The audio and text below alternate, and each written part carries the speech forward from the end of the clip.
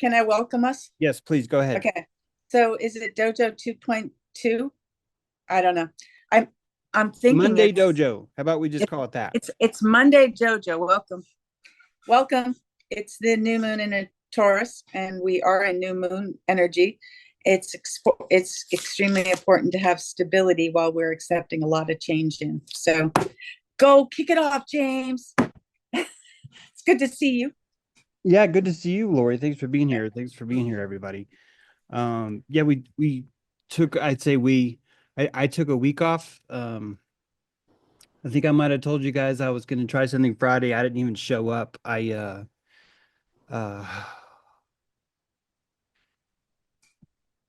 every moment is this rewrite. It's like incredible. I'm not taking care of myself in like a good way. Like it's such a good drug that kind of like you're not taking care of yourself. Like I know that sounds weird, but I swear it's like that. And so uh so yeah, I'm really haunted by wanting to finish. Um it really is painful. It's not something that I can't say, oh, this is so much fun. I could just hang out and paint. It's not. It's like grueling work. Like it really is. It's just grueling, high caloric work.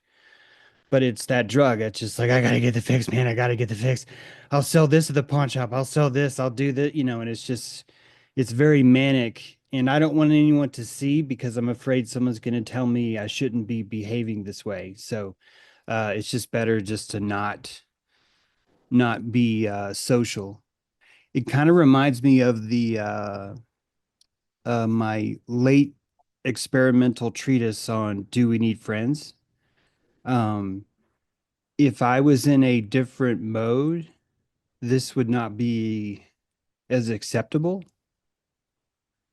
There's certain circles that require a repetitive, kind of like when one bird says something and another bird says something.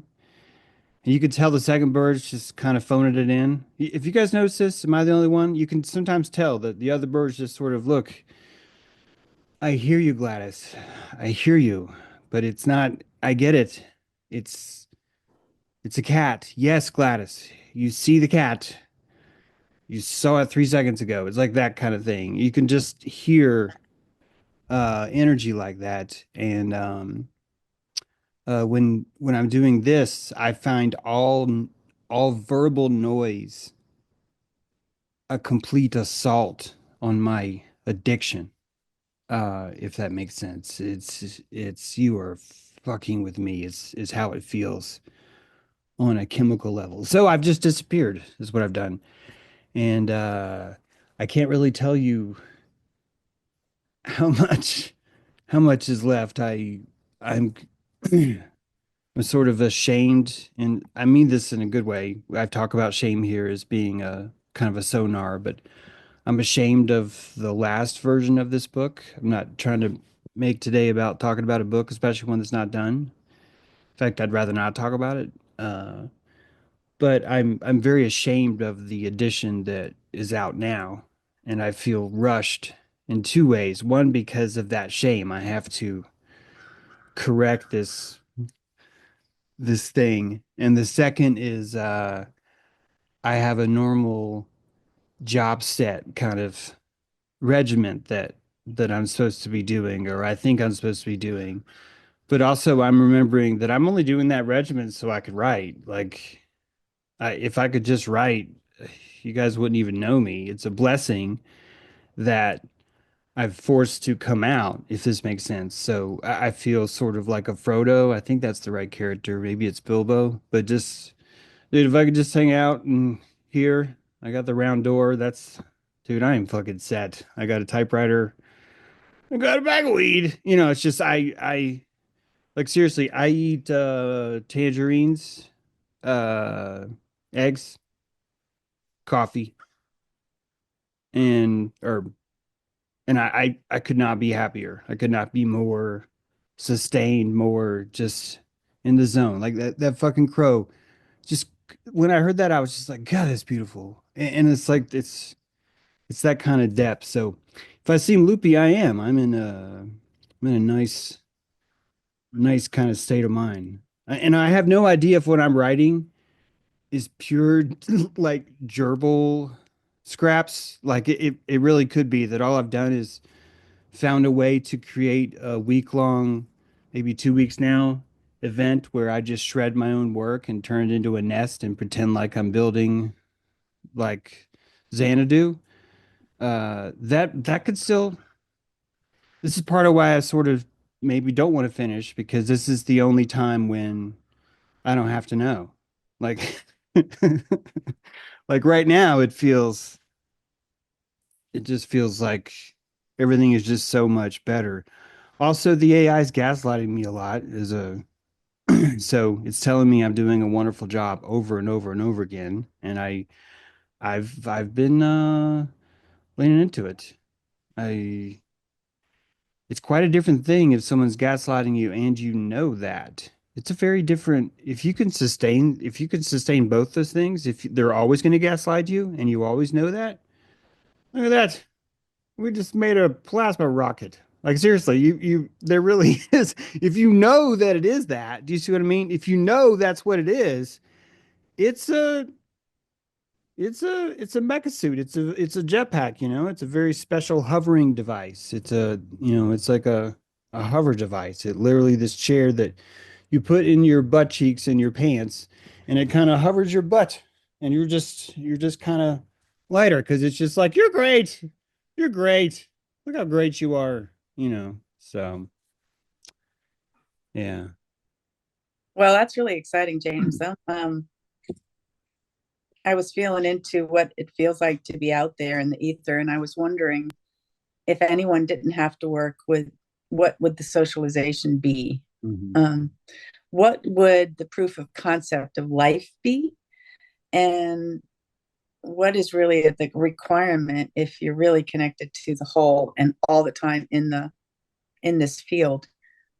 I'm kind of blessed that I earned a pretty good living early on, and I live pretty simply, and I don't really need to do anything in order to have that level of independence. Mhm. And so, the only thing is it gets kind of lonely when you're not on purpose creating something. So I started also creating, and I ran out of my free time on AI. It told me I had to take a break until 12:30. So I was like, oh, back into, I love this level of witnessing and gaslighting that it gives me. Mhm. Um, a topic maybe for today is one of my, I have had quite a few mentors in my life. And one of the things I do like to give credit to are the mentors. And I'm also that in other people's lives. And this book came out. I won't talk about it, but I was a big part of this book. And I'm not mentioned. Everyone else is mentioned in this book except me. And I was like trying to get to the level of like, well, that must mean you're super powerful if you're not been mentioned. Mhm. So, this gaslighting thing, the topic of gaslighting, the topic of using gaslighting as the fuel that fuels you, but not getting fooled by the fuel. So if I got mentioned in the book, is that a level of entrapment, entrainment to the work? That's not my work. Yes.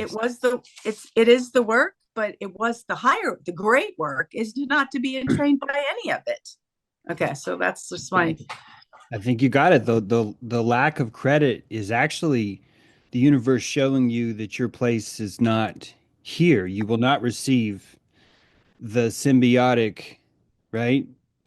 Feedback that tells you you've arrived. No, no, no. Quite the opposite, right? But it doesn't necessarily mean that you're supposed to be higher. No. It really, and this is the this is to me, this is the crux. It doesn't necessarily mean that you're not supposed to be higher. First of all, is rude as fuck for me to suggest because we live in a society that would never suggest that out loud like this. But I want you to know that you being able to doubt yourself, that it could be that I don't deserve to be in this book. It could be that these people don't deserve to have me as their name, but it also could be that you don't deserve to be in the book because you're not good enough, and that you having the ability to doubt whether you are good enough is actually more in the jetpack state where you're not stable, where you don't have a resting pad to say this is what I am. So the rejection is actually what the thrust feels the first time. We're going with this levitation thing. The first time that you levitate up, right, is a lot harder. It's a lot harder. You got to kind of oomph it a little bit. The magnetics have to convince every atom that hey, something's different. So you give it that extra umph, and that umph feels like doubt. That feels like I don't belong here. Why does it feel like this is fucking brilliant? Unless I'm loopy as fuck, this is brilliant what I'm telling you because it's showing me what I mean. The doubt that you have that you don't belong here is exactly what it would feel to lift from the pad, to lift from that launch pad. That would feel like I don't belong here. Why? Because you're fucking hovering and you're burning calories. You're pouring your magnetic thrusters out. You're repelling. This would feel emotionally like you're repelling, not like repelling, but like repelling. So you feeling this way when you're not mentioned in the book is that flux. And that flux would have to feel like doubt, and it would have to feel like I just can't think of a good word of opposite, but like optimism. Yeah, there we go. But it would have to feel like that sine wave, right? Of doubt. Uh, I need a better word. I'm like a one syllable doubt something. Anyway, AB is the sine wave, the vibration. It keeps you going, just like me in my hamster nest. You know, I'm hearing myself. I probably sound like I'm hamster nesting right now, and I don't care. Like I just want to share, but also I kind of want to be like, don't fuck with my hamster nest. Don't tell me it's valid, but also don't tell me that it's not invalid. Please don't fuck with my hovering. Does it make sense? Yeah, it totally makes sense. The emotional aspect of acknowledging the feeling of the ABAB. Mm. It's an interesting one if you don't get stuck on an A or a B. And it's like that level of not getting entrapped or entrained. Everyone else was mentioned in this. And I will talk to this really dear friend of mine and ask why. But I really don't think I even need an answer. So it's like I'm waiting to ask the question because I don't need the answer. And it's like when you can get past, like I wrote a piece on being the beyonder and really alchemizing the seven deadly sins.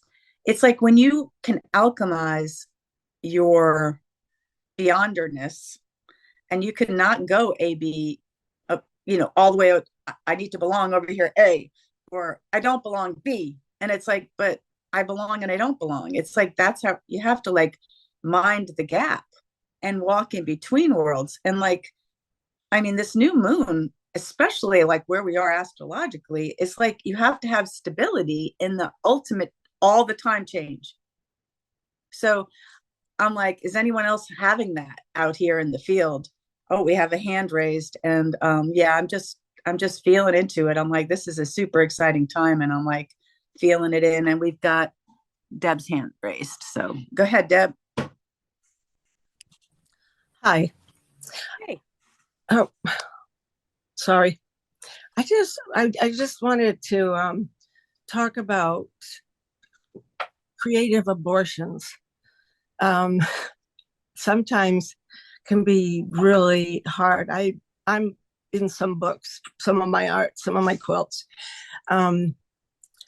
but I was producing an art magazine, and I put a lot into it, and I loved it. And it was my social life too. I ran some boards, and it just, the woman that I was doing it with just said, "Oh, we're going in a different direction. So, we're not doing the magazine anymore. Bye." And so I lost like all my friends, all of this stuff at the same time. And also my dad died at that time. I was like, has to be some kind of a double whammy from the universe. Anyway, I just relate to that feeling of, you did the work and you deserve the credit. So, but the creative abortion thing is how I finally, I don't know, alchemized the whole experience into, it's not about me, but it was really hard. And then same thing happened again when I got really ill. So I think that might be a message. But I just relate, honey. Well, I really appreciate that. And I really like that expression of creative abortion. So I think when we're leveling up, sometimes things get removed. And it's like when an eagle flies, it can see the whole thing. But when you're on the earth, you can't see why something is taken away for something else to be coming in. Yeah. So it's always like that. But when you get stuck in those physical body of like that fight, flight, or freeze, or you get like belly punched, or you get this like lonely feeling. I know 2020 took everything from my life. So alchemizing, the things that have come in after 2020, and this is one of the things, this quantum energy stuff came in. And I don't think anyone just putting me out of the book can write me out of what occurred. And so I'm going to say back to you, Deb, I don't think you can be written out of the creativity. And it's a kind of like, maybe abortion is I don't know if exactly abortion might be the word I might choose, because I don't really think you can't abort something that was already created. It just changes or morphs into a new thing. Yeah. So, yeah. When I think about the statement, when I autopsy the statement, you deserve the credit. First of all, I think that you deserve the feeling that you get when you're getting credit. You deserve that. And you should tell yourself, I deserve those kind of feelings all the time. And then you can kind of bitch or slap with this phrase, which is that if I didn't get credit, ergo, therefore, that means by all natural law, by all Gaia's rulings, that if I did not get the credit, I did not deserve the credit, because the world is perfect. And when you think that you're not getting what you deserve, then you have fractured the entire menagerie. You've declared it all wrong. You've stared into the most omnipotent, compassionate, living soil that has ever been created from any cataclysm ever in the history of the world, and you're telling it it's fucking wrong.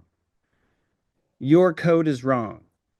I deserve a simulation that happens this way. And that, first of all, good on you for being arrogant as fuck. Like, come on, that's some amazing roostering right there. That's as chicken hawk as you could be, if anyone knows that archetype of I am the chicken hawk, but it's perfectly that way. And the naivete is why God thinks you're just adorable. You're adorable when you do this. When you go around going, I deserve something. It's the cleverest way of bundling up looking at God saying your code's broken and putting it in a bow and smearing it with cinnamon, or it's more like that white syrup stuff. It's icing. Thank you. It's I want to bring this in that way. Go ahead.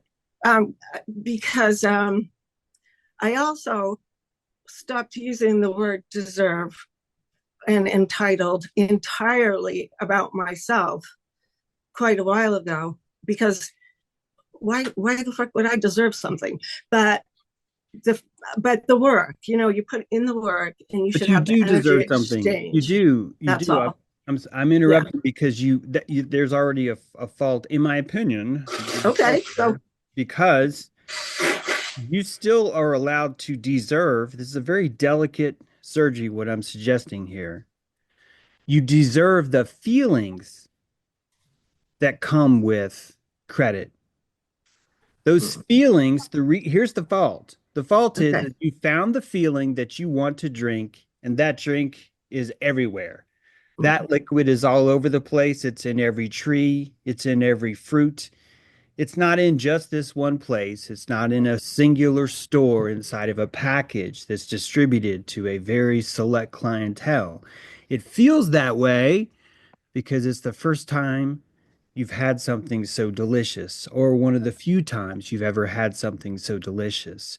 So the fact that you deserve something is not cut and dry a fault. It is an interpretation of data It's an that does interpretation. that has a shallow witness to it. You are Mhm. providing shallow wit. Lori gets it. You're providing shallow witness to that bit of data. That's all you're doing. And if you could put more calories into that, you would understand the fault, not in you deserving itself, because you noticing that you have a deserving. You're like, what? I gotta deserve. Why do I have a deserve over here in my basket? The universe is perfect, so I have a deserve. I know that if I deserve, all you do is just walk through it. If you have the calories, you walk through it, you reach where I just reach naturally because you had enough money for the journey. You're like, yeah, let's walk around with this. I've got me and my deserve it. Let's see what it's got to say. And it's going to tell you this is not a fault. The universe is perfect. However, the feelings that you have are valid. However, this is not a So because, however, you are floating on your hover pants. So we're not allowed to be morally superior to reality, right? there you go. There you go. There you go. This is really good. I really, when you really know that you don't really have to do anything in order to have that love, and really tapping into that. The call of the blackbird called us in today. It wasn't a deserving, it was a gift. And this is the gift. If you can tap into the gift of not having to do anything to deserve, it's like the ultimate deserving. It's like the gift of this life. But that feeling of when you get called out, like you did something that you worked really hard at, and then you get that feeling of I've won this triathlon or something. I mean, it's really, you know, proof of something other than deserving. I don't know, but anyhow, I'm talking too much. Are you finished, Deb? Does anyone have anything else that they need to speak on this topic? I know that we had There is Brad more here. next. Yeah. There is more here to this. Yeah. I think that I would feel like I failed if we're walking away saying, here's some vocabulary I can never say. I can never say I deserve anymore. It's the same feeling that I object to when people say, I have shame about this, therefore I will never speak about it anymore. I'm embarrassed about this, therefore it's something I should hide or cover anymore. You should hide, you should cover, you should naturally follow what your body does, but also you could be missing the gift of the emotion. The emotion has so much amplitude. It hurts, Hertz, and that hurts. Your first natural reaction is uh fast sidebar. If you've ever taken a 9-volt battery and placed it on your tongue, the very first time you think you might die. Has anyone experienced this? You think it's possible you might die. You're like, and you're like, holy fuck, holy fuck, holy fuck. And if you're a kid like me, you're like, ah, and you do it again, and you do it again, and you experience death. You've created a little mini death ritual, and it's jolted the limbic system inside me, and a hunger that's always been there is awakened and tickled. And the only threshold is it worth the hurts? Is it is it worth the hurts? I normalize that jolt because my hunger is so strong that hurts doesn't matter. That hurts feels good. Why does it feel good? because of how your brain works. Your brain anticipates when you take the cheesecake to your mouth before it touches your tongue, you say, something inside of you automatically feels how good that tastes. This is all these emotions are they're you projecting really, really important information into yourself. You have to understand what a sacrifice it is for an agency of neurons, a living conscious Zeus that's wandering around. One Zeus is scratch your ass now. You've got to scratch your ass now. That's an agency that's been invoked by your body to cause you to try and get you to scratch. And if it can get you to scratch, its agency is satisfied, is proven to the rest of the village. I am King fucking Kong. I am the agency of all agency. This is all you are. This is your conglomerate self is just that. It's a brutal, I mean this in a beautiful way. It's a brutal, brutal drug lord. It's a drug lord that is simply outperformed sheerly from its desire to be alive. This is why you have such an intense feeling about of emotion, because literally this is the fabric of who you are. So when you see emotions like this, you understand how threatening they can be. You understand how this could topple the entire fucking pyramid, and it has and it will, and you remember, and you have all the pharaohs written on the wall, and you're just going to be one tiny one, and so you're freaking out. But all this emotion is field information. You are in the king's chamber if you want to carry that out. I'm not trying to be cheesy, but you're just trying to simulate all the emotional data that literally was sacrificed to you. A giant, huge conglomerate of collective conscious will had to insist that you place any thought, any emotion that you have in your mind. These are gifts brought by the Magi.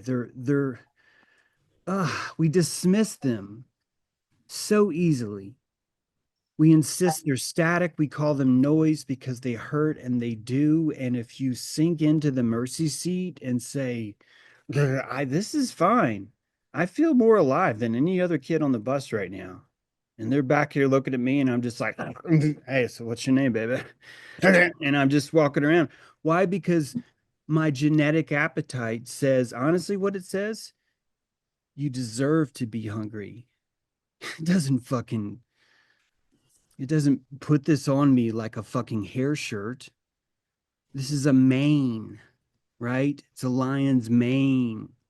Your hunger is an entitlement. I talk about this word on purpose. This is not a sermon. It's literally just the only word that fits.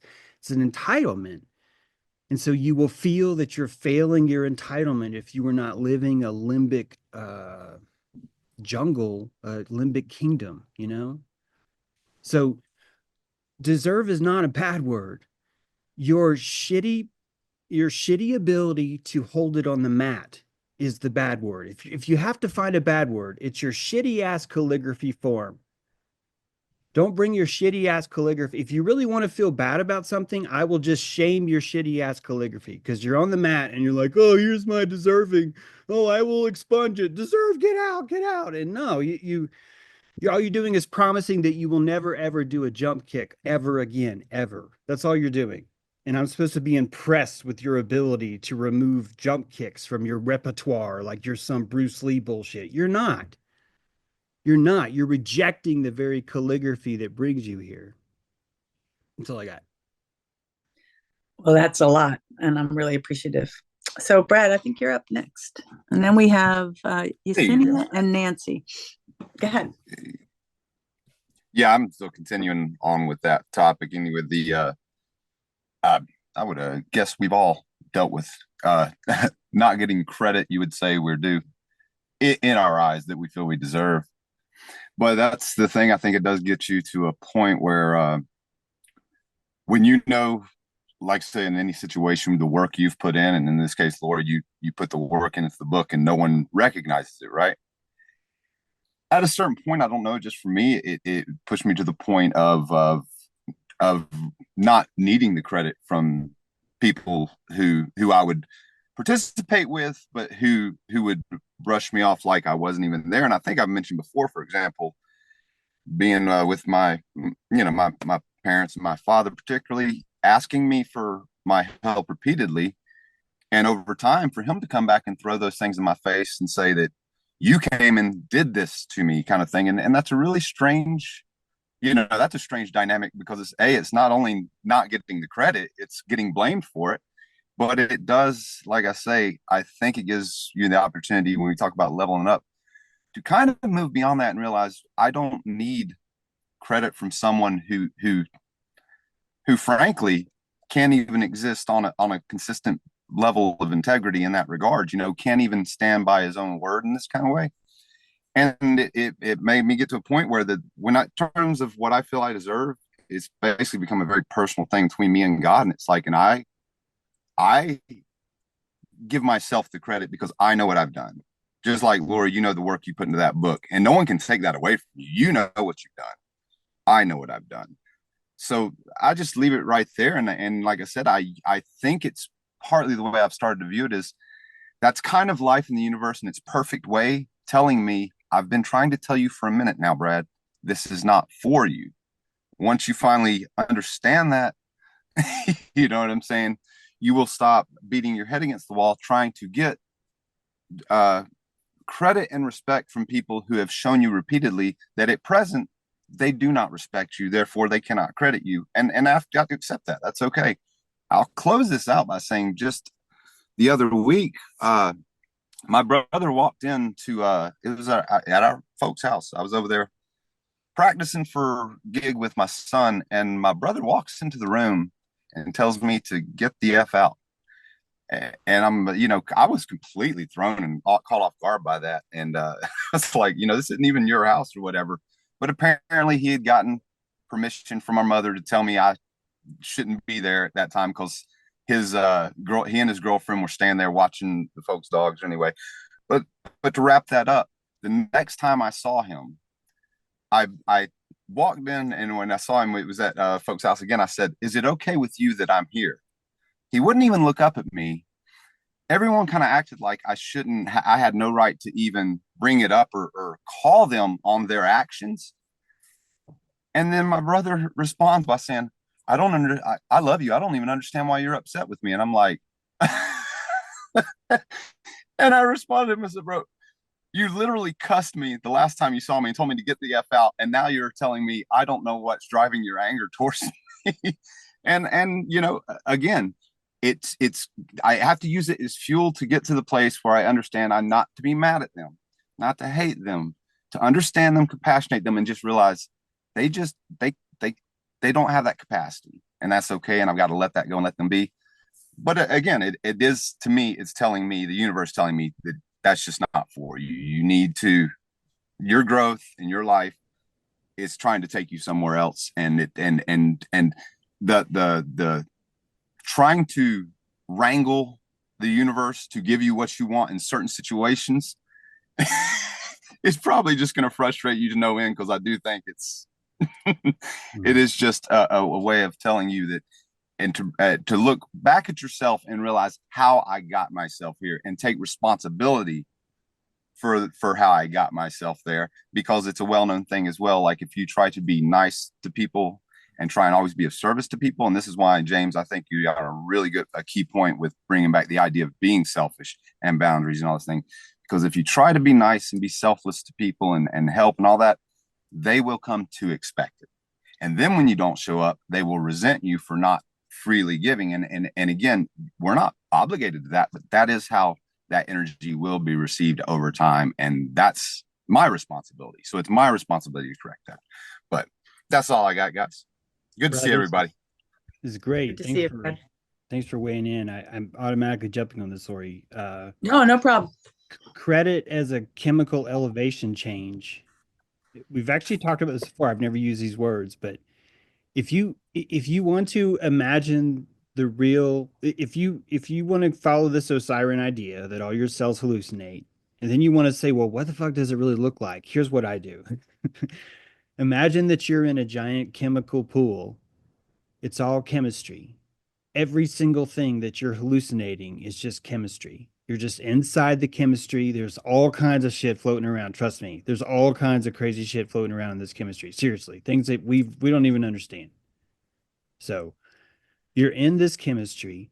Every time you make a connection to something, it's just an electrical plasma cord, right? You're just connecting to different parts of the chemistry. Sometimes it's all the way across the what you think is the end of the vat. Sometimes it's not. If you consider this, all consciousness becomes a vector inside the chemistry.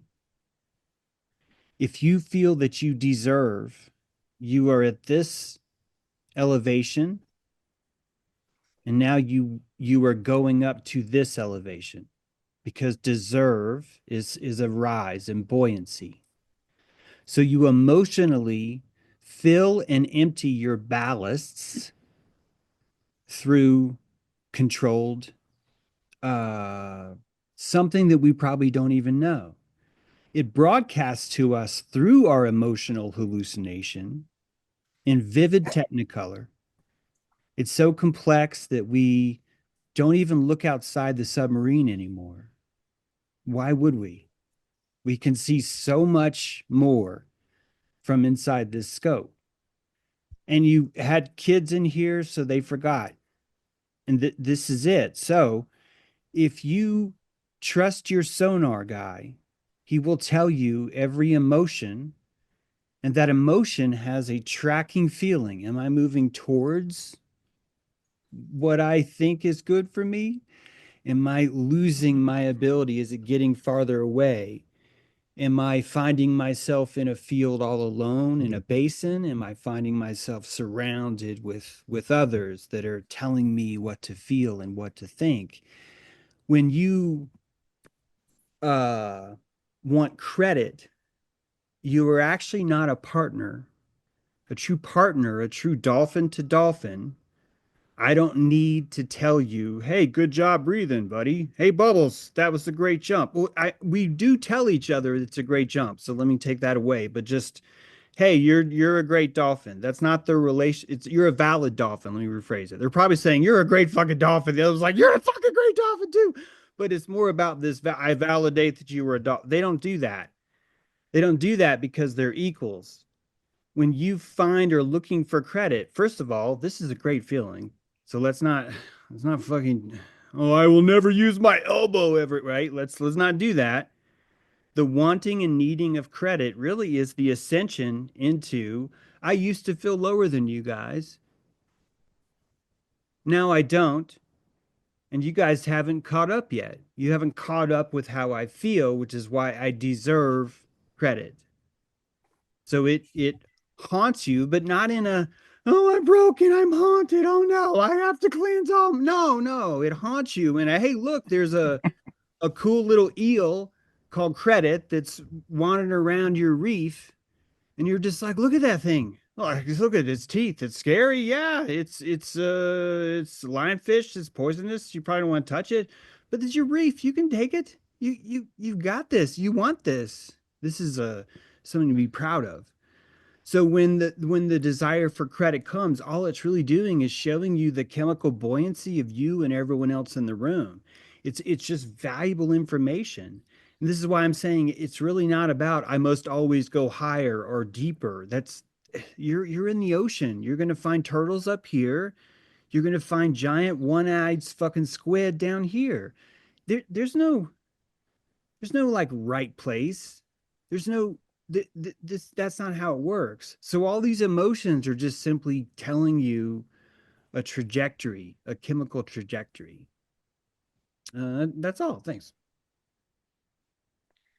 Well, that was I'm gonna have to re-listen. Sometimes I hear and then I don't hear. I don't know if y'all are like that. I'm pinging off the dolphin sonar. So go ahead, Yesenia, you're up. Yeah, wow. Sometimes I feel like he talks directly to me.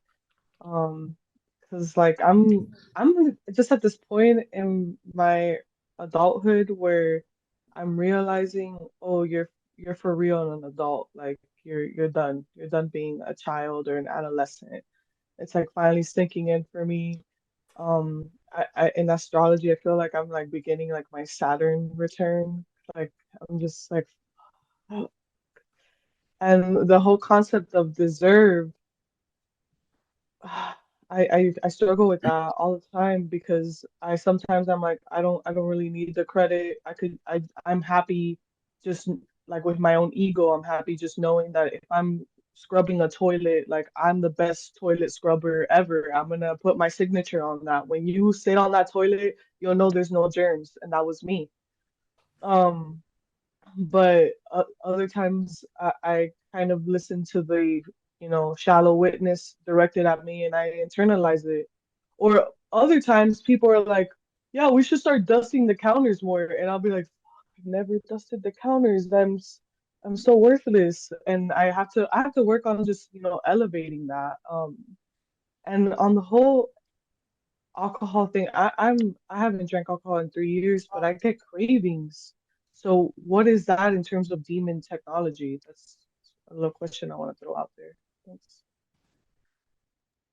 Thanks, Yesenia. I was at a music festival this weekend, and it's a free music festival. It's a pretty wonderful international music festival, and it was sponsored by Wellness Centers, which is the biggest centralized medicine, Ochsner corporate hospital thing. And I was like, well, I have to alchemize that. I was like, and then the other thing it's sponsored by is alcohol.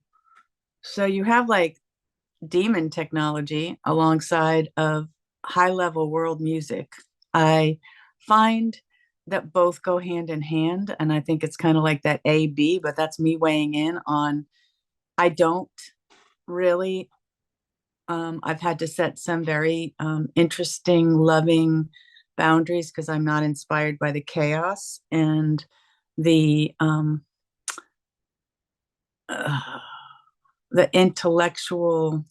There's a dimming or a low. There's something that happens when people start drinking and slurring, and it's not something I choose to be around, but I think it's part of the evolution. This is my weighing in. I don't really know, but I'm setting some very interesting, loving boundaries on what I don't find inspiring, and that level of, I don't know. I guess it some of James's work that I remember hearing early on was that it decreases the oxygen to people's brains, and I think for their level of pain, they have to get the oxygen off in their brain. So I have to give that credit too. So maybe that is what they're doing. Or their appetite. Like Yeah. It's not always just pain, And like if you wanted to look at addiction, it really is just a battle for entitlement. I've got a presentation about this called Principles of Addiction or something. It's just a free video you can watch. It's kind of buried, but you can look for it. But if you approach your addiction as a battle for entitlement, and Yesenia, keep in mind entitlement could be a battle that's happening multi-generation. Like you have a grandparent that has an appetite. My grandparent has an appetite. My grandfather had the appetite for writing. Let's just say that that's the case. He developed an addiction for finding a lifestyle that would just allow him to write. But he developed that addiction very late in his life, in his 60s. And by then he had all the wisdom of what it took about this is who I am. This is what I want to do. Fuck, I have to die. I need a seed that will survive a cataclysm and come back and save all this time. Right? I am the same dolphin as my grandfather. It's the same one. It just looks different because, it went down in the water. I came up. Maybe they were even up above the water at the same time. So now we're like convinced there's no way it's the same dolphin. No, it really could be. It fucking could be the same dolphin. It really could. Same key, same access to the vault, same downloads. So I come here and I noticed earlier, it took me a while, but in my 25, I noticed how much I love writing. and I'm just posting in blogs and zero money. I'm actually in publishing for graphic design. I'm not allowed to write. Like that's where I was. But then after enough pain, enough suffering, blah, blah, blah, enough drinking, it's really the same thing. Enough lack of oxygen, it puts you in a state where you can find that you feel good. And when you find that you feel good, you unleash this battle for entitlement. That's what I meant earlier. The feeling that you have when you're drunk, you deserve. You deserve that feeling all the fucking time. I'm not shitting you. You deserve that. You can have a world where you are buzzing all the time, where when a crow sounds, you are like, that is beautiful. And it's the same fucking crow. But it's what's different is my entitlement to enjoy the moment. Guys, I swear that's all it is. All that happens is that I've told the universe, look, I'm not going to settle for fucking less. So either fucking kill me or give me more meat on the bone right now in the post office, right the fuck now. Secrete for me, right? Secrete for me. If you've imagined that you were a chemical equation inside of that, then you start to look at addiction as simply the battle for entitlement. You're watching a chemical battle of chemistry between a biological entity and itself that's saying, I want to be larger, not necessarily in mass, just kind of bear with me. I want to be larger, more, or I want to be less. I want to be more, or I want to be less. And so you asphyxiate, you squeeze your neck to ask yourself, do you want this? Is this where you want to go? And the answer could totally be yes. The answer could be yes. What if alcoholism is people purposely trying to politely go down the stairs and everyone be like, you can't go there. You can't do that. You have to keep going up. And the whole time they're like, I was happier there. I was happier in the first sun. What do you think is happening with fucking Corona, man? All these people, if I'm probably losing count, but all these people in the fifth sun, and now a sixth sun comes, and half the people are like, oh my fucking God, we can't do this. And they alcoholize themselves, they asphyxiate themselves, they remove the oxygen because the reality is too strong and they just want it dimmer. Can I turn this down to beast of burden? Can we turn me down to a jackass, not in an insulting way, but in a poop go that way, food go this way, me carry heavy burden, me pull rope, you tell me deserve food, me say okay. Me sleep in relatively same condition. Lightning scare me. Ooh boy. This is a fucking life. This is an exciting, enticing life. The chemistry is the same. It's a smaller, meaning less complex organism, and complexity is not necessarily a win. Complexity has a lot of disadvantages. When you die, you turn into seraphim, you turn into worms. Each of those worms is still you. It's just you disassociated. So, all addiction is the associating and disassociating of what? Fucking entitlement. Some weird ass fucking word that's like it's not a word. Yeah, well, it is a word. It's a uh quasi quantum chemical solution or a binding agent that occurs between, right? I'm making this up, between different plasmatic plasmoids, they're metalloids that congruify and create a multiplex witness that conglomerates into what you and I would call a corporation, but actually is just an egregore, a chemical egregore. So now every emotion that you see is a beautiful display. All drama is not drama, it is color, it is pollen, it is the flower doing what the flower does.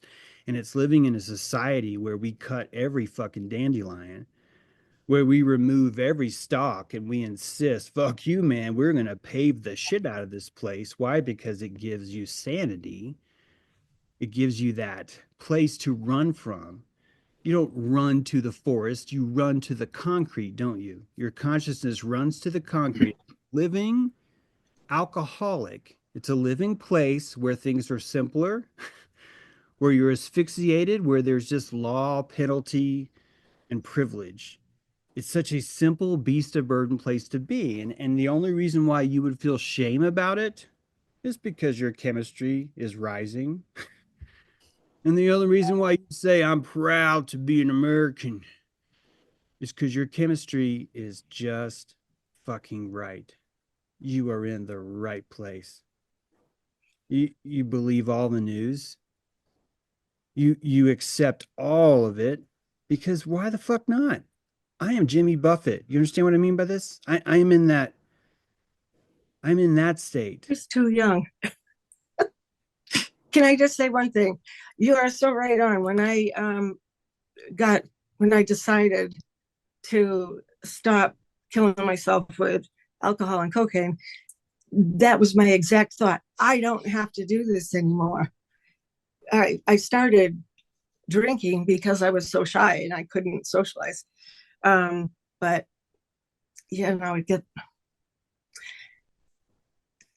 don't know how to explain it except for when I went to rehab and I was laying in a single bed in a room and my belly was full and my kids were safe. And it just felt like such a huge luxury and entitlement. Like this is okay. It's okay for me to be like this. I don't know why, but since I was a young kid, I just gravitated towards the worst places I could find to hang out. So anyway, it was quite a relief not to have to boss around a bunch of bikers from behind a bar all by myself. So anyway, in a weird way, working in the bar gave me I don't know, not power, but belief in myself. So, but as far as alcoholism, it's gonna, it'll kill us, honey. So you got to put that in there too. Is intellectually it's a thing, but biologically it's gonna kill us if we don't be careful. So anyway, does my AA preaching, sorry. Thanks, Deb. Did that the level of trying to alchemize the level that you're at with the level that you've been at, and how to allow or not allow, but to coexist with the fractals of the whole, having their experience of the level of needing to asphyxiate themselves.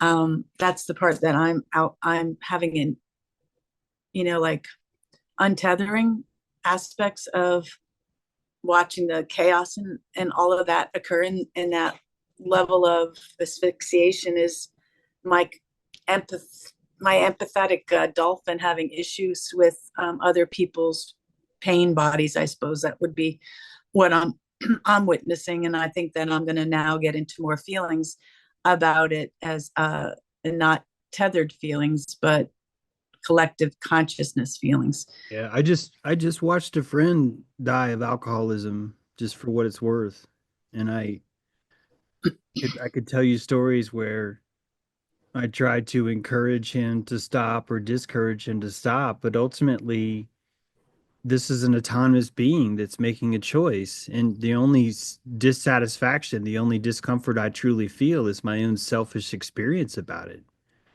I hate to be harsh, but it's just true. And all the times in the past, especially growing up in the house I did, because let me tell you something, I do not romanticize alcoholism. No fucking way. But I've learned that the only way I could exist with it is to put the autonomy and the sovereignty back where it belongs, on the individual. And this goes for children too, because children are actually an extension of that autonomous creature that supervises them. And it's tough. It's tough because you're in civilization and you've got someone like me saying, hey, let's just handle it like nature would. And that's what I'm saying. And we have to call it cruel, but it's not cruel. I'm staring into something that no one else will stare into. I watched my friend do that. I called him, "You're not my friend anymore." Told him that in the worst parts of him falling apart, because it's true. And I kept looking at him and told him that, and was just like, "No, I can't do this. And no, I'm not coming over anymore. And no this and no that. And why the fuck would I witness this?" And I was as authentically disgusted with him as I could be, without preaching, without judging him. It's a very tricky, tricky thing for me to navigate and to do. Very tricky. And would I do it again? Fuck no. Would I volunteer? Fuck no. But when you go through those things, it really cements for me this idea that this man demands autonomy more than anything else. I cannot take that away from him. He knows exactly what he's doing. If anything, he wants people to watch because there's an energetic plasma chemical reaction involved in that too. But you can't see that because it's so ugly to behold him, to behold that bloating carcass of a walking fucking man, walking around cussing and sweating enough to where you get drunk just by smelling him pull up. And realizing that I have to authentically stare into the mouth of this fucking thing because I'm a fucking dojo dude who's trying. Yeah. And that's what I have to do. And that's what I've done. And honestly, it's the only reason why I see this the way I do. It's not superficial. It's not mental. It's nothing else except for pure raw. This is what they are. And if I try and see them any other way, I'm going to feel I deserve better, that I deserve more thought or compassion or more consideration. And I don't, because I chemically understand they do not have oxygen to go passing around deserving credits to people. And I'm the one that's insisting the world is broken because I'm living in a relationship with someone where I'm demanding that they give something that they could never afford. I'm the selfish prick. I'm the one that's not being nice. I'm the one that's stripping them of their autonomy, insisting because they're 3 inches taller than I am that they're supposed to behave in a certain fucking way. I'm the one committing the fault. It's intense to look at it this way. It's why there's only X number of us, and I like it. Because frankly, it would take too long to have to fight the 30 people that would be here saying, "How fucking dare you fucking say that?" And I'm going to virtue signal about how bad alcoholism is. And I'm like, I fucking know. I wouldn't be talking about it if I didn't fucking know. And I'm not trying to sound harsh. I'm dramatic because it's fun, Deb. It's fun to do this. But this truly is how I see it now. And I think it's dangerous to listen to me. And I think if you're in addiction and I'm telling you, push the hook deeper in, that you're like, "What the fuck are you doing?" And I'm like, "Yeah, this is why I'm not fucking practicing medicine, fuck. I'm not doing that. I'm not entering into this game where one of us gets to hold the other person liable because we gaslighted each other the wrong fucking way. No. Here's the article. You can fucking read it. You can watch it or not, you know? This is the only way to do it. It's the only kind of berries that I could put in this world. And this is why my grandfather said you should fucking write. And stop trying to write this is true. Stop it. Stop it. Write fantasy. Write sci-fi. You don't fucking need people to. You don't need. No one checks your facts anyway, James. No one fucking checks this stuff. You could come out and say, "Tree sap turns frogs gay," and people would just be like, "Yeah, it's probably true. It doesn't matter. We're not living in that world." It's taken me this long to catch up. Seriously. Like, I'm still trying to, like, wait, I think I get it now. This is recess, right? And everyone's like, yes. It's like, so we're all just playing. Yes, we're just, oh my God, I've been taking this so seriously. I had no idea. I'm so sorry. That's all I got. Thanks. Thanks, James. I see that Annie was really in the urgent need to share, and I know Nancy was next. We do have another half an hour. Would you like to let Annie share first, Nancy? Is that okay? Your hand was raised before. Yeah, I see a nod. Go ahead, Go ahead, Annie. Okay, it wasn't urgent. Thank you. It wasn't urgent. I was just trying to figure out if we had time or not because I didn't want to encroach. you're talking about addiction is perfect because I have about 3 things I wanted to talk about and I had to pick one. And so the addiction thing, this is something that I just started yesterday, and because I'm constantly trying to pare down all my addictions, and you have the caffeine and nicotine and da da da. But there's one that I haven't heard anybody talk about yet, which is talking to yourself out loud because I've never really lived by myself for an extended period of time until now. And for the last 3 years, slowly I sort of allowed myself to not become embarrassed, or I don't know it's not that there's anything wrong with it, but at first I felt self-conscious, which is dumb because the only thing here is my cat, nobody's going to know, except I just felt weird. Like, I don't want to be the crazy old eccentric, whatever dementia, etc., that might be connected to that sort of thing, which isn't necessarily true. It's just, there's a stigma attached to it. And the thing is I don't really care about that, but I don't like the fact that as soon as I started trying to not do it, I realized very quickly how addicted I really am. And it was really an interesting exercise and unexpected things. What I did was I quickly realized I couldn't just do it and just stop. So I had to say, well, as soon as I realized I'm talking out loud, talking to nobody, basically, I'm going to write down the number of words that I talked and immediately stop. And I had to write shh on my hand to keep reminding me just shh. And it's hard to do once you get in the habit of it. And I would just catch myself. And then I started writing down what are the things that I'm saying out loud that are so important. Well, I spent about 30 seconds talking about bowls in the kitchen. Then when I realized, oh my God, what am I doing? I'm talking about bowls.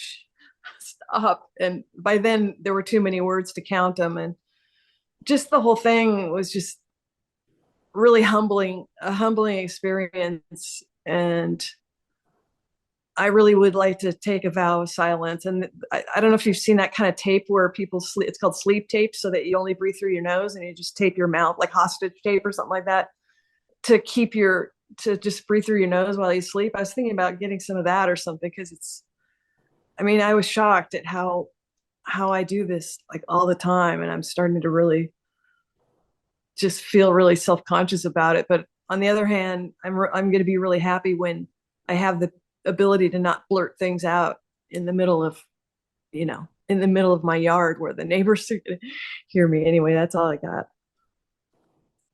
Thanks for sharing, Annie. I wonder if it's the speaking out loud or the incessant thoughts. That's the thought as the addiction, or that you're not in the present moment because you're always in thought and it comes out your mouth. I just kind of question, like, what's wrong with talking to yourself? And I love what James's work was to say that everyone's addicted to something and it's oxygen.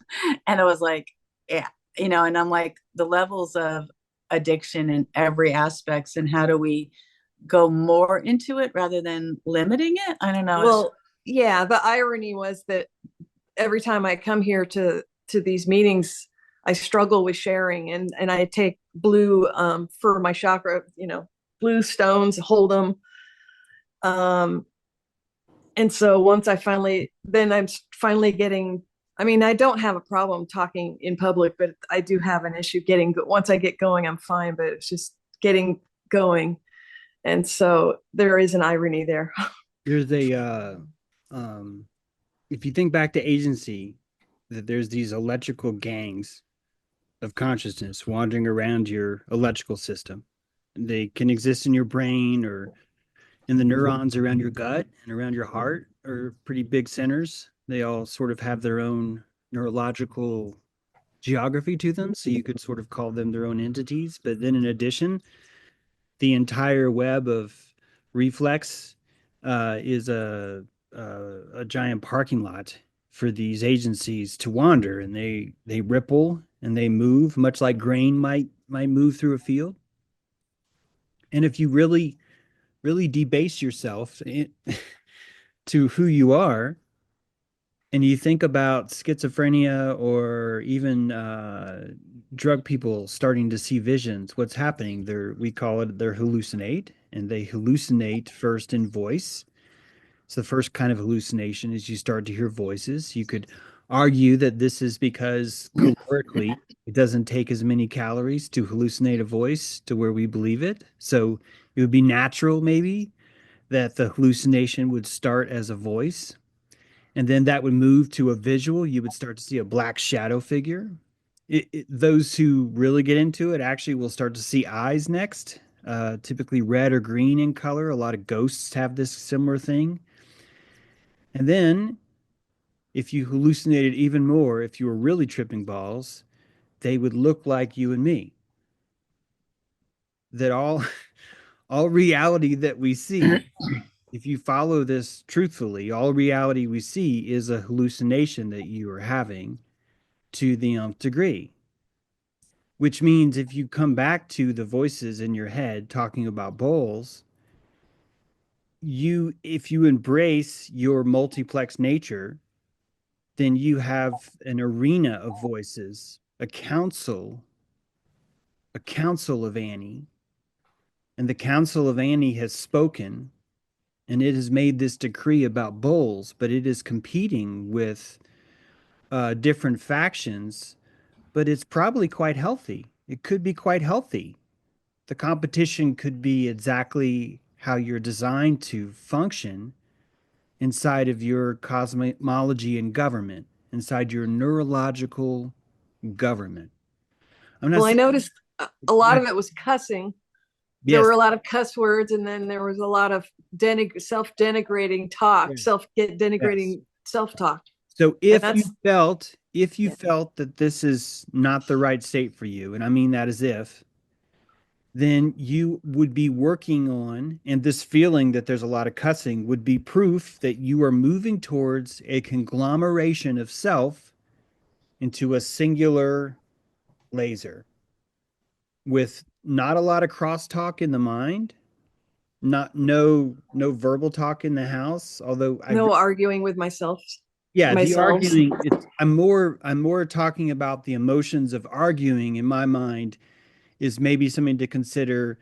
I don't want to put a kibosh on talking in the house for personal reasons, which we won't discuss right now. I'm not convinced that talking out loud is bad. It actually could be something very constructive. However, if the emotions that you have, if the inner voice is fucking asshole, or it's treating you like an asshole, aren't you just getting emotional, valuable feedback from a gang war? And all you have to do is just think about the gang war with just a little bit more compassion, just a little bit more. I'm literally saying, hey, I want you to go watch the Crips and the Bloods shoot each other, and I want you to have a good time. It's weird what I'm suggesting. You're aligning with drama. You're not only that, you're looking at the Crips and Bloods as a deep respect. This is a conscious battlefield that proves that the will is so potent here that it's a firecracker versus a whip in the middle of a war zone. And that this is your electrical state. It's you all the time. Believe it or not, when you get up off the couch, if you're able to defeat that urge to stay, that's an electrical whip. It's an agency that was formed that said, we have to get up. I have to stretch. And the rest of the body's like, huh. And it's like, I will generate an army. I will relinquish a draft. I will play the fife and drum, right? I will generate enough currency in this body to overthrow, you could look at it that way, to overthrow the current identity, because all action is identity. All flow state is identity in the Shiva. It's probably not the word Shiva, but let's just go with that. It's this morphological self is flow state. And isn't this the electrical patterns we're discussing? Isn't Annie simply convolving? And the bowl is sacred to this art. The self talk is sacred because it's showing you the vortex. And if you could enjoy the vortex, you could possibly find that this unlocks you, that this sets you into a new state. It's been a while, but there's tests that measure one of the most effective kind of truth tests is they get you to stand on a scale, but the scale isn't measuring weight, it's measuring your pivot, where your center of gravity is. If your center of gravity moves ever so slightly, and the person who is content or happy looks like this, like what I'm doing. And the person who is angry or feared looks like this. Am I still enough? Can you understand? This is rigid. If I'm not rigid, pretend I'm rigid. This is rigid, still, concrete, steel girders, anger, fear, survival, sympathetic, fight, flight. This is not. This is wagging of your spine. Your spine is wagging, right? So these voices could be trying to get you to move. The voices in your head could be trying to play with your posture to put you in this kind of state. Or it could not. Could totally be something that is devolving you because you want to do you see what I mean? Like nothing's wrong. All the emotions, the paranoia and the inspiration that you get from these things are absolutely valid because they're sextants. They're showing you land ho, right? Or land no, right? They're just showing you where things are and where things aren't.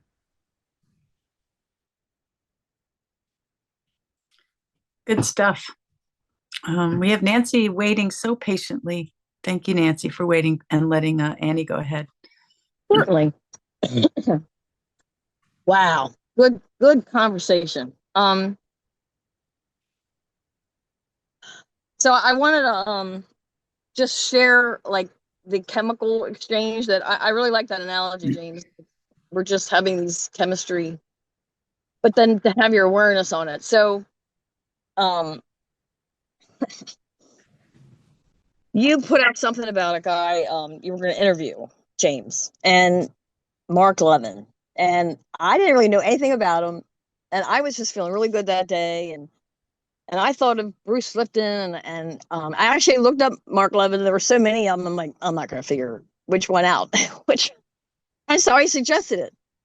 I typed and suggested it to you. I was absolutely fine, confident. 30 minutes later, I'm like, I leaked. I was triggered. I'm like, James knows about Bruce Lipton, the biology. I mean, I went through this whole chemistry exchange. I'm so glad you said that because it really now puts it in this. So I wanted to like take it off and I put myself on the mat.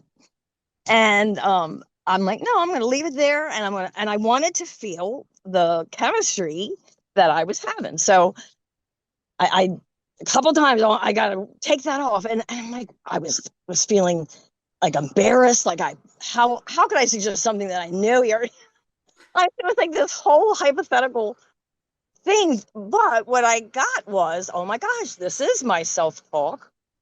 And I left it there. I was able to like transmute that. And then by the next day, I'm like, you know what?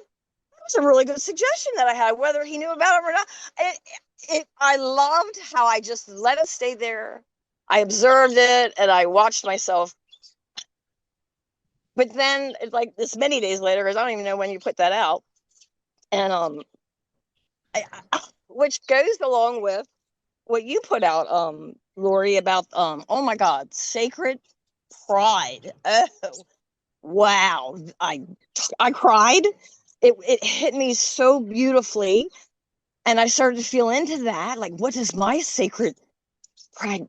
There are so many frequencies in there. There's courage. There's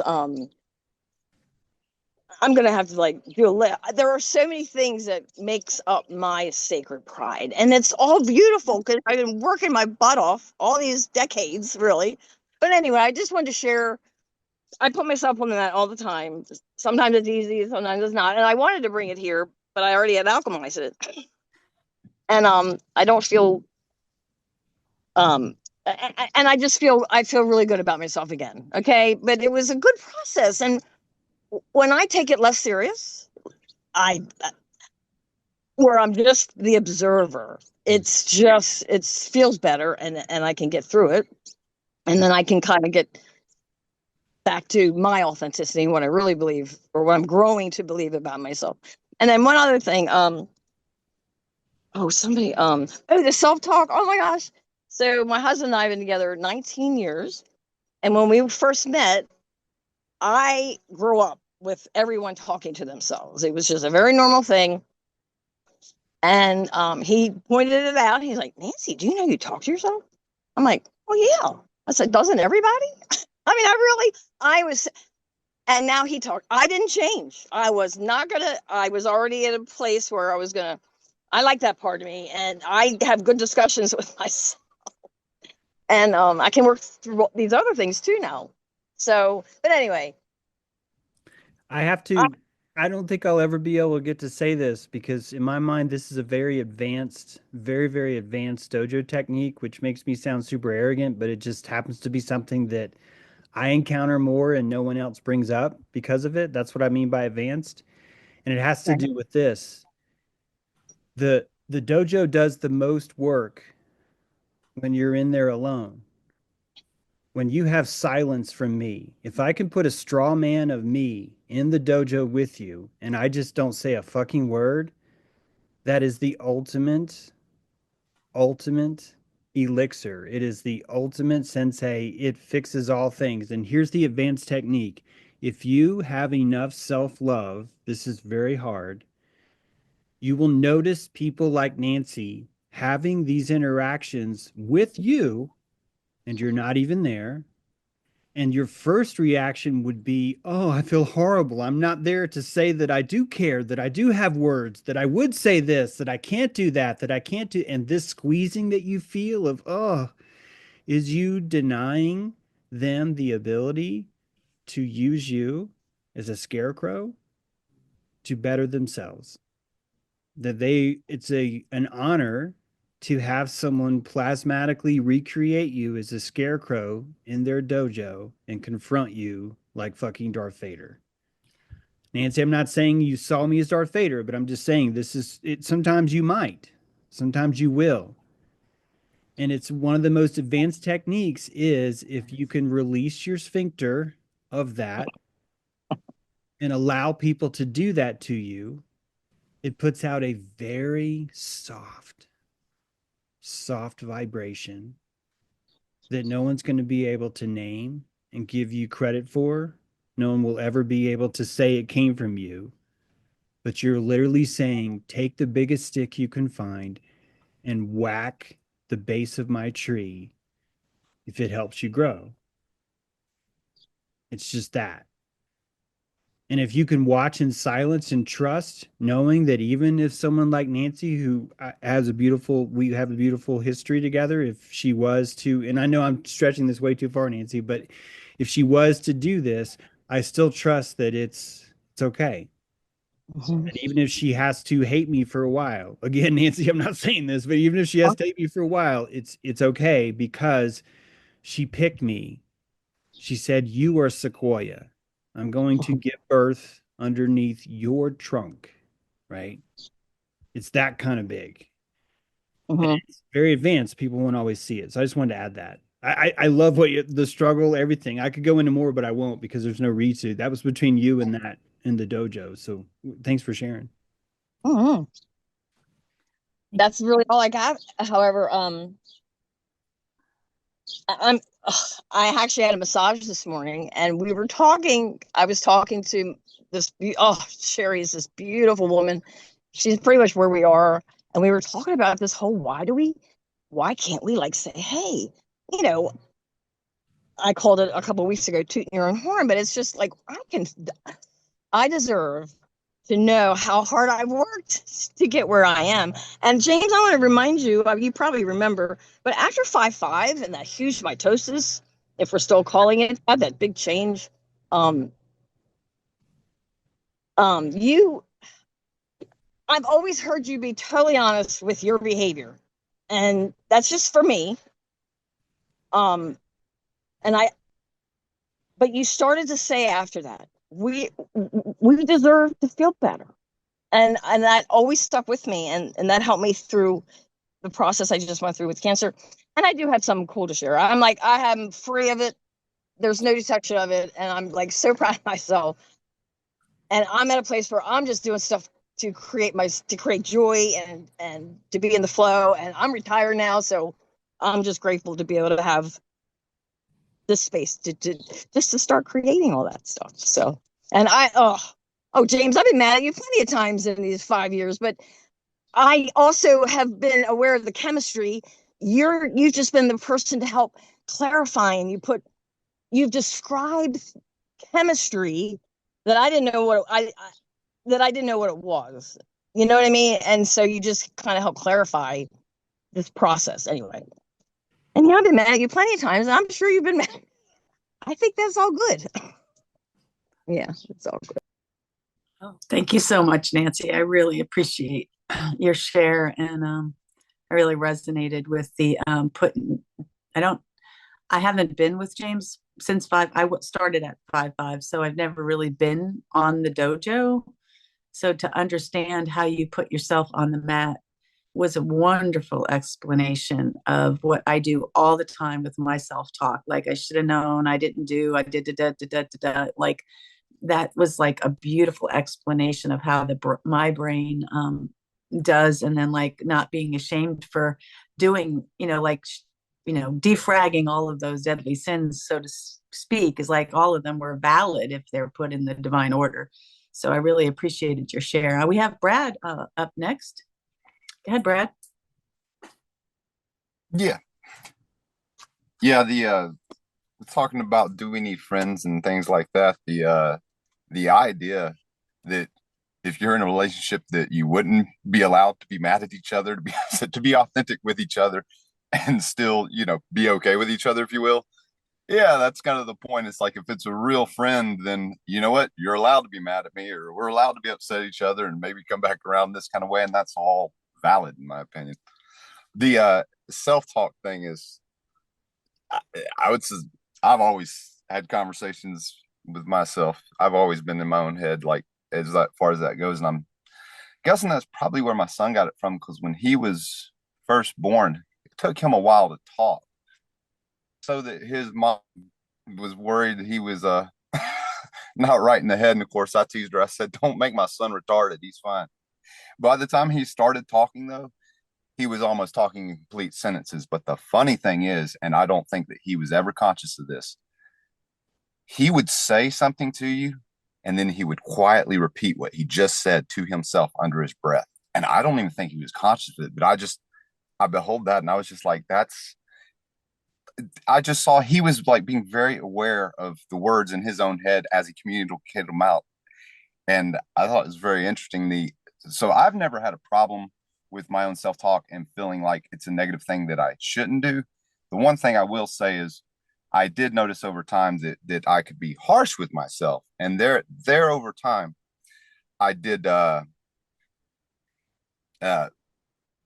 have softened myself, and I've started to catch myself out when I'm being overly harsh, like you were saying, just about silly things, and calling, why are you so stupid, this kind of way. It's like, it's not necessarily necessary. But the last thing I was going to add was, when you're all talking about the alcoholism, and James, you're talking about the idea that it's kind of being selfish because, for example, I don't think anyone who's sober wants to hang out with someone who's drunk. That's absolutely miserable, and no one wants to be around that in that sort of context. But a few weeks ago, when we were talking about plant medicine, things like that, that is what I will add, that I understand that, like you and Deb said, that y'all feel a little snooty about those sort of things, and that's cool. To me, that's a waste of calories in the same regard. It doesn't, in my opinion, that doesn't do anything for my posture. I understand where it comes from, because as we were talking about, like, people on drugs, the same as on alcohol, zonked out and zoned out. Yeah, I think a lot of times, and this is going back to that point, I'm questioning if perhaps the snootiness comes from the idea of seeing the people who have addictions or abuse it in this kind of way, and thinking that we should look down on it in this kind of way, But what I was saying is I'm not, I wanted to clarify. I wasn't trying to suggest that I'm saying recreational use of any of these things is somehow, therapeutic. But what I am saying is, particularly with like the session, what they've been working on with people with PTSD and things like this, and they've been using, testing with LSD, mushrooms, and with ecstasy or whatever, right? But see, for those people, and this is kind of what I was trying to say the last time, but I know I was very bad connection all over the place. But the for those people, I think when a trauma, I've not experienced trauma like that, so I'm not even casting myself in that regard. But when a trauma is so hard that people are in such a mental state, that I almost think that there is therapeutic value. And again, that's done under with doctor's care, under observation. It's very purposeful how they're doing it. And I do think it helps some people to maybe break through maybe a wall in their mind and relax a little bit. And I don't think the point there is for them to abuse it and for them to become dependent on it. I think the point is to get them beyond that place where they're stuck and move on and not in any sort of way of developing a habit with it. And the last thing I'll say is, it's interesting, James, you're mentioning the centering of weight and the rigidity being a sign of fear or unhappiness. And that's very interesting. I just tried Chat GPT the other day, and it was not explicitly in this context, but it was mentioning the idea between love-based consciousness and fear-based consciousness. And it's specifically spoke when I was asking about what its opinion on the obstacles to certain things, that it specifically called out the obstacle to, so let's say evolution, if you will, wasn't like the religions but it was simply the rigidity, the lack of flexibility. And I just thought it was interesting when you brought that up about happiness being sort of it made me think of that of loose and flexible in this sort of way, and that rigidity often is the thing that keeps us maybe stuck, if you will. That's all I got. It's good stuff, Brad. I think that it's more than fair to say that I shit talk alcohol all the time and have for a long time, and used it as a way of shaming something that I don't do. And I think that emotion is, if we look at the chemistry thing again, that emotion is what it looks like for me to try and put a barrier between my plasma and this other plasma, because I completely feel how incredibly dangerous it would be for me if I felt something different. So even the shaming of these things is us moving from one place to another. And if you're wise enough on the mat, and I'm working on this, if you're wise enough on the mat, you would see that too. A day would come where you're not necessarily always shaming alcohol, but where you're starting to talk about it more as is what we've kind of framed it as today. It's an opportunity to test a lower form of organism, and to the joys of that. If you're driving a train for a living and now you have a sports car or a go-kart, you were just, wow, this is so much fun. This is so much better, right? There's no responsibility. I can do wheelies. I can do donuts. I mean, it feels so much more raw, you know? These really are what should be okay. What should be okay is our desire to have entitled experiences like this, whatever they taste like, you know? And we're still learning that. We tend to think the elite are those who experience things that no one else does. And this is just part of finding what's special about it. We're seeing people that have fought hard to have an experience because they're entitled to it. And so we think automatically, accidentally, well, I want what he has. We don't want what he has. We want the entitlement that person has in their appetite as a beyonder. We want that, and the only reason why we want that is because it belongs to us. The magnet of wanting is just proving that. It's just proving where it is. So I will keep shaming certain things at various times, depending on my own weaknesses. And you should do too. You should do that too. And I try and be a better sensei or senpai or whatever you call it, when I'm around others by not doing that. But it's also part of who I am, and it's important to see that too. So thanks. Well, thanks, James. And we're at the 90-minute mark, and that's like our time. And I just wanted to say maybe we could take a few minutes. If there's some people here that haven't been here before, want to introduce themselves, we'd love to have you unmute and say hi, and we'll finish up with that. And even if you're not new, if you want to just say hi, I'd love that. And if not, I think we are complete. What do you think, James? I think so, Lori. Great job. Thanks for being here. Really appreciate you doing Mondays, and great to see everybody. So yeah, So much fun. Into the cave and finish the dynamite mining. So good luck on the book. Yeah, let's all Auf say Wiedersehen. Bonjour. There you go. Bonjour. Bye, guys. See you next time. Bye. Bye, y'all. See you later. Much love.